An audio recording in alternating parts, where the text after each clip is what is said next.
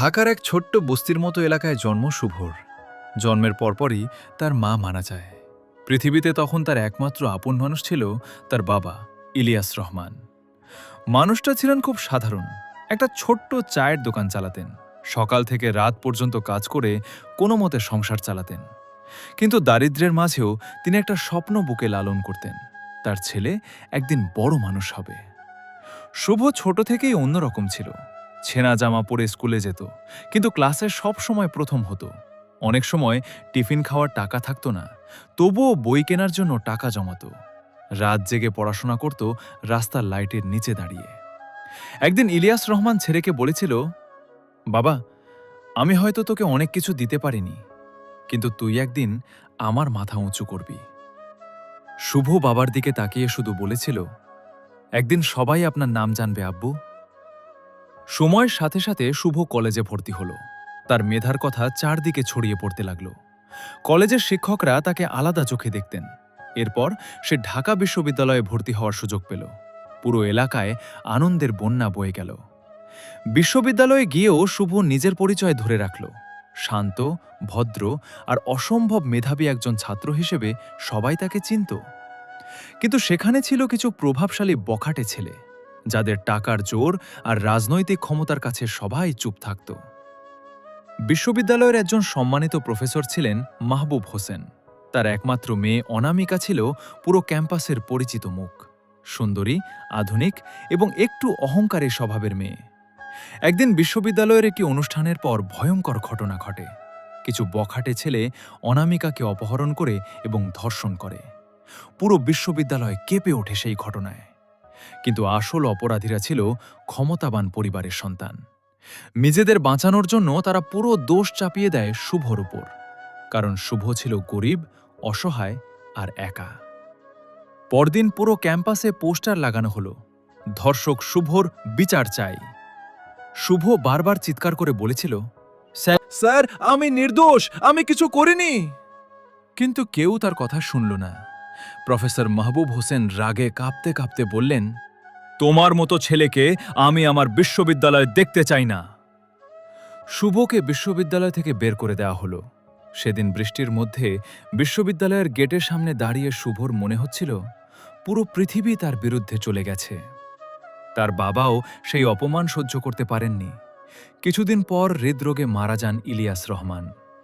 বাবার লাশের পাশে বসে শুভ ফুঁপিয়ে কেঁদে বলেছিল, আমি একদিন ফিরে আসব আব্বু, এমনভাবে ফিরব যেন কেউ আমাকে আর অপমান করতে না পারে। এরপর শুরু হয় শুভর নতুন জীবন। পড়াশোনা বন্ধ হয়ে যাওয়ার পর সে ছোট্ট একটা ব্যবসা শুরু করে। প্রথমে পুরনো মোবাইল বিক্রি করত, তারপর অনলাইন বিজনেস। দিনে 18 ঘন্টা কাজ করত, না খেয়ে থেকেছে, ফুটপাতে ঘুমিয়েছে, মানুষের অপমান সহ্য করেছে। কিন্তু শুভ কখনো হার মানেনি। একসময় তার ছোট ব্যবসা বড় হতে লাগল। বিদেশি কোম্পানির সাথে কাজ শুরু করল। কয়েক বছরের মধ্যেই এআর গ্রুপ অফ কোম্পানিজ নামে বিশাল একটি কোম্পানি দাঁড় করিয়ে ফেলল। দেশের সবচেয়ে কম বয়সী সফল ব্যবসায়ী হিসেবে সবাই তাকে চিনতে শুরু করল। টিভি নিউজে প্রতিদিন তার নাম আসত, বাংলাদেশের নাম্বার 1 বিজনেসম্যান শুভ রহমান।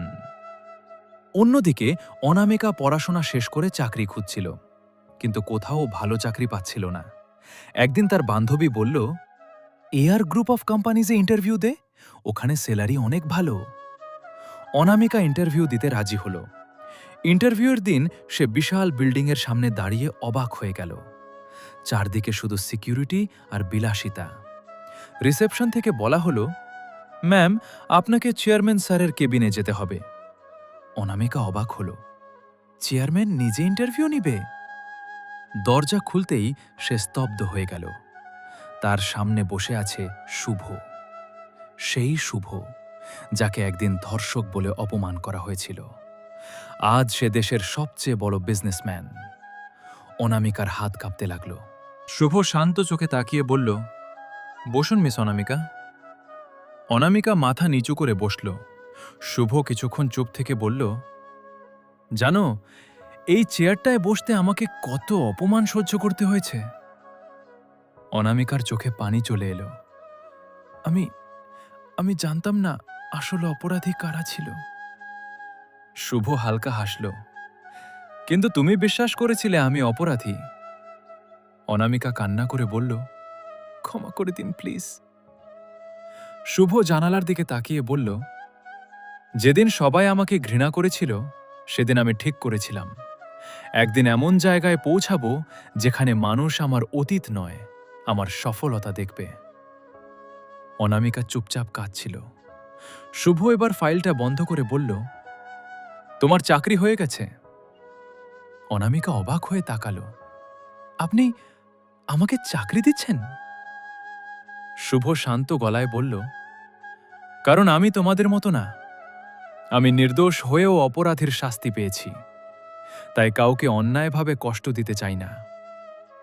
সেদিন অনামিকা বুঝেছিল যে মানুষটাকে একদিন সবাই শেষ করে দিতে চেয়েছিল সেই মানুষটাই আজ সবচেয়ে উঁচু জায়গায় দাঁড়িয়ে আছে।